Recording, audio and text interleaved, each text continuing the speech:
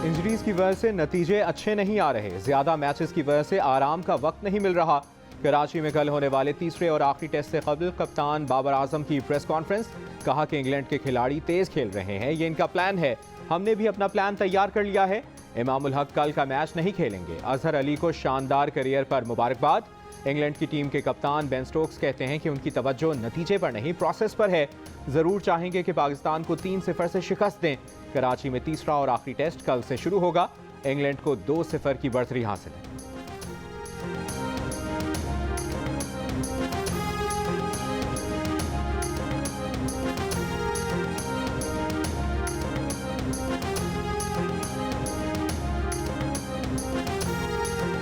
साबिक कप्तान और टेस्ट क्रिकेटर अजहर अली ने रिटायरमेंट का ऐलान कर दिया। कहा कल उनके करियर का आखिरी टेस्ट होगा। यह उनके लिए एजाज़ की बात है कि पाकिस्तान की नुमाइंदगी की। रिटायरमेंट का ऐलान करते हुए अजहर अली की आवाज़ भर आई, आबदीदा हो गए।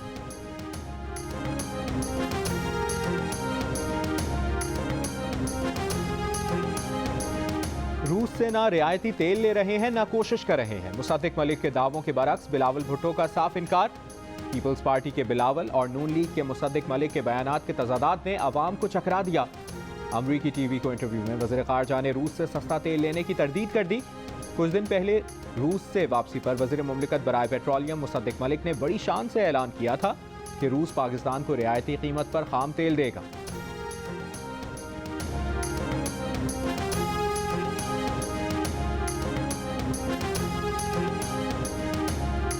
हुकूमत का पेट्रोल की फ़ी लीटर कीमत में 10 रुपये कमी का ऐलान। पाकिस्तान बिजनेस काउंसिल का पेट्रोलियम मसनूआत की कीमतें कम करने पर तहफ़्फ़ुज़ात का इजहार।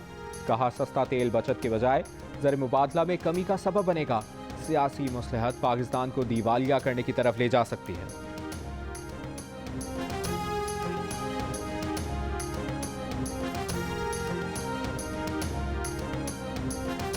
एलसीज ना खोले जाने और गैस के शदीद बहरान पर Karachi chamber of commerce and industry का तशवीश का इजहार।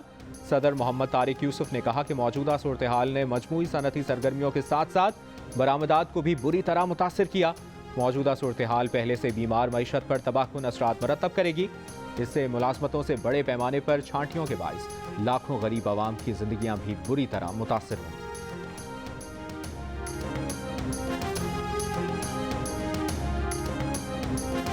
वज़ीर आज़म शहबाज शरीफ ने अता तारड़ को मुआवने खुसूसी बराए दाखिला और कानूनी उमूर मुकर्रर कर दिया। नोटिफिकेशन जारी। मुआवने खुसूसी अता तारड़ का ओहदा विफाकी वजीर के बराबर होगा।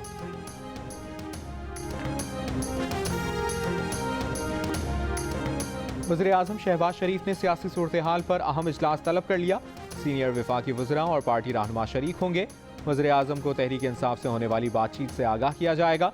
विफाकी वज़रा सदर मुमलिकत से होने वाले राबतों पर इजलास को आगाह करेंगे। इत्तेहादी जमातों के मसाइल पर गौर होगा।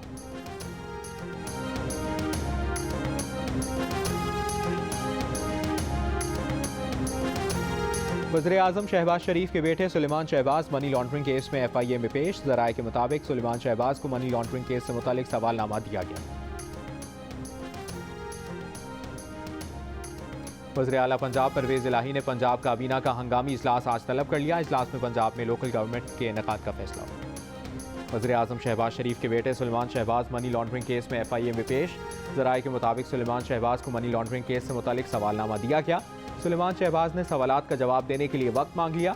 Suleman Shahbaz money laundering case में इस्लामाबाद हाई कोर्ट से हिफाजती जमानत पर है।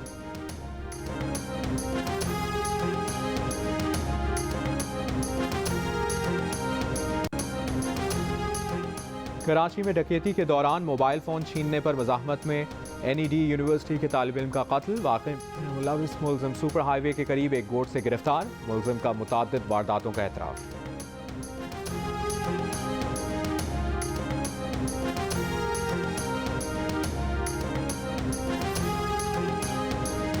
और मुराकेश या क्रोएशिया, दुनिया फुटबॉल में तीसरा नंबर किसे मिलेगा? फैसला हफ्ते की शब गोल पोस्टों पर ताबड़तोड़ हमलों से होगा। प्लेऑफ मैच पाकिस्तानी वक्त के मुताबिक रात 8 बजे शुरू होगा। फुटबॉल वर्ल्ड कप का फाइनल इतवार को फ्रांस और अर्जेंटीना के दरमियान होगा। मेसी का जादू चलेगा या नहीं? फैसले की घड़ी करीब आ गई।